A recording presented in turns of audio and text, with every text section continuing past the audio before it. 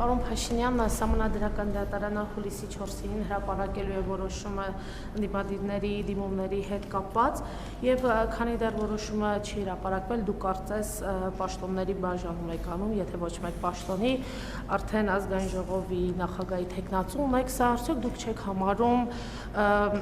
ոչ հարգալից վերաբերմունք բարձր դատարանի նկատմամբ, ինչու չեք սպասում բարձր դատարանը ՍԴ-ն հրապարակի իր որոշումը, նորից այդմել դուք ձեր թեկնածուներին կորոշեք նույն իրավիճակի, ես հիշում եմ հունիսի 7-ին էր, երբ ընդհանրապես ձայների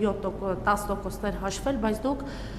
հայտարարեցիք, որ քաղաքացիական պայմանագիրը հաղթել է ընտրություններում։ Երկրորդ հարցը, մի կարճ հարց, դուք համարում եք, ինչ է կարծում, մինչև 2018 թվականի ընտրությունները կեղծվել են Կենտրոնական ընտրական հանձնաժողովի կողմից։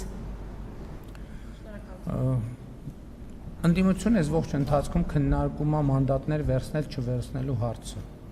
Այսինքն իրենք դիմել են Սահմանադրական դատարան, առավոտից երեկո քննարկում են մանդատները վերցնեն, չվերցնեն, վերցնելն է ճիշտ թե չվերցնելն է, բայց ինչ մանդատ են վերցնում կամ չվերցնում։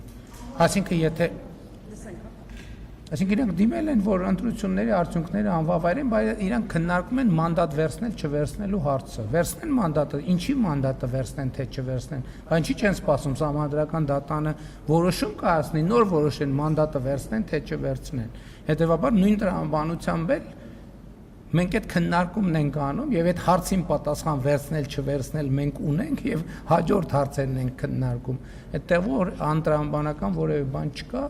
իսկ 2018 թվականից առաջ տեղի ունեցած բոլոր ընտրություններն են 96-ից 2010 մինչև 2018 թվականի բոլոր ընտրությունները կեղծվել են բացառությամբ 1999 թվականի, երբ ժողովուրդը իր կամքը արտահայտելու հնարավորություն է ունեցել, չնայած այն ժամանակ էլ